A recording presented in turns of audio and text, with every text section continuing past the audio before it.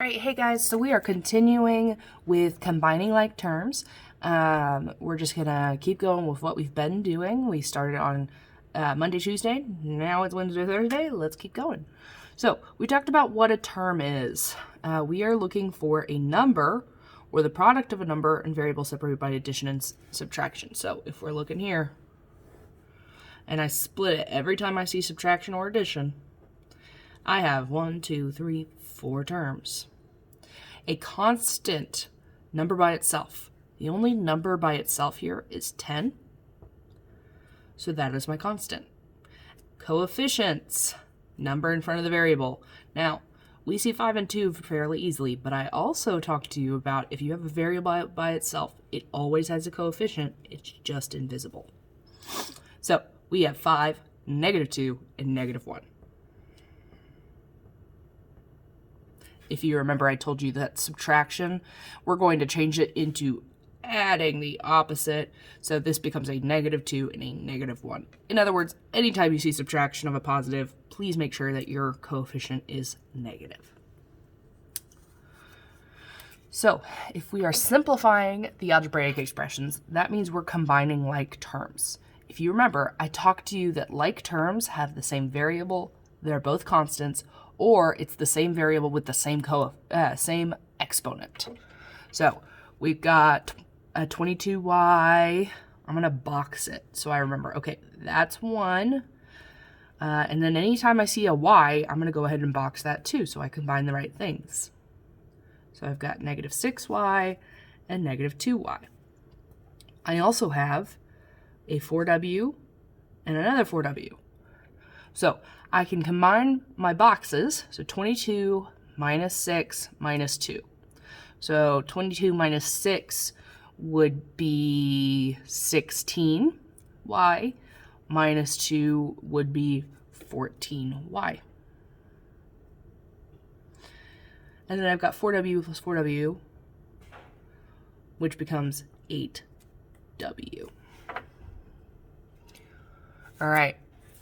Look over here, we've got 14p. So I'm going to box my p's. Not a p, not a p, here's a p. So we have 14p and -14p. If I combine a number and its opposite, they cancel. So then I have -8 and +1. Different signs subtract to keep the sign of the bigger number. So my answer is -7. 5/6 d minus 2/3 d. They're like terms, so what I'm actually doing is I'm making sure to subtract 2/3 from 5/6. Now we remember with fractions, if we are adding and subtracting, we have to have a common denominator. So 6 and 3, it's easy to turn 3 into a 6. So I'm going to multiply 2/3, the entire thing, by 2 to get 5/6 d minus 4/6 d. And 5/6 minus 4/6 is 1/6 d. Then I got 3 1/4 x plus 2 plus 5 1/3 x. Again, box off my x's. I've only got 1, 2, so I know it's going to end in +2. And then I need to have a common denominator between 3 1/4 and 5 1/3. First, though, I need a mixed number. So we're going to have 3 times 4 is 12, plus 1 is 13/4 x, plus 5 times 3 is 15, plus 1 is 16/3 x.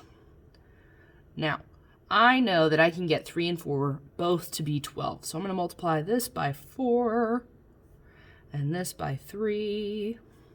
So now I've got 4 times 4 is, oh, sorry, I flipped that around. This times 3 and this times 4. So now I've got 12, and then 13 times 3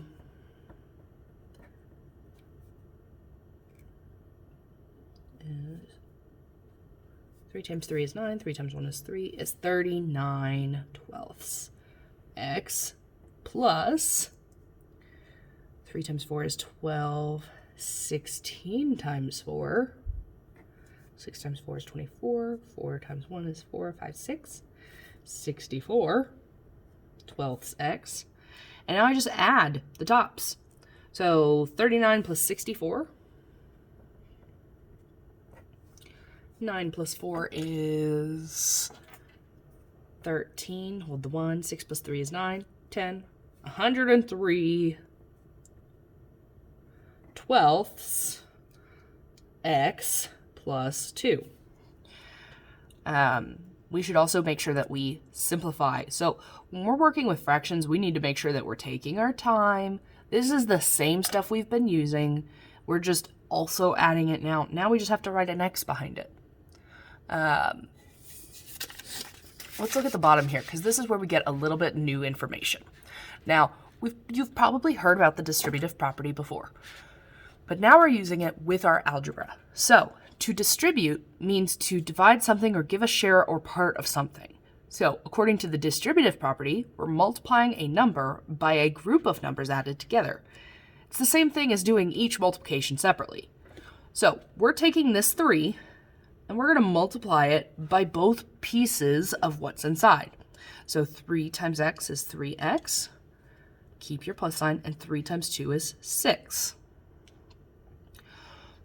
The other way to think of this is I'm saying I need 3 of x plus 2. So I've got x plus 2 plus x plus 2 plus x plus 2. If I'm looking at this, I've got 1, 2, 3 x's, and I've got 2, 4, 6 added to it. It's the same thing, but this is just a lot less writing. So again, we've got a 2 on the outside. We're going to multiply it by everything on the inside.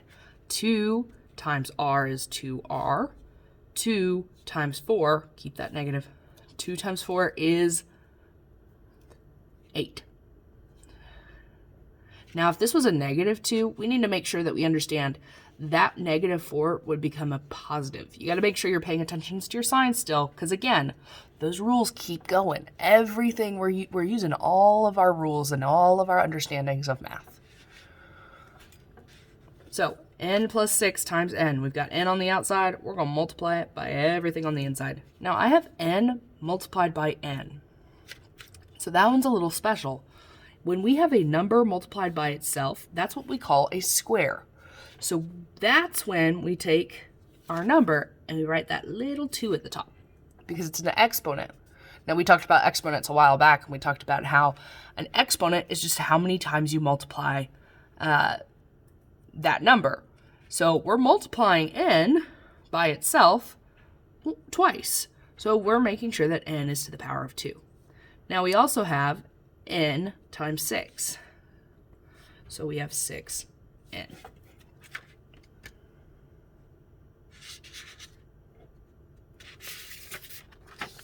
All right, so you have a practice here. I'm going to do one with you, and then I'm going to let you go.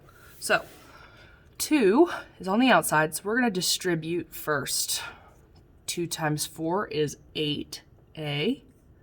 2 times 1 is 2 plus a. Now we can combine like terms.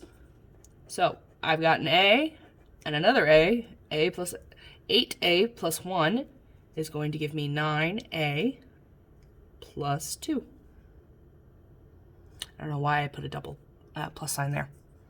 All right, so when you're distributing, that'll get you further into combining like terms, but you need to make sure that you combine like terms fully. So let's look at the next one. Actually, I'll do this one. M plus n plus 4. We've got a 2 on the outside. We need to multiply it by everything on the inside. We've got 2m plus 2n plus 8. Now, do I have any like terms? No? So that means that I am done combining like terms.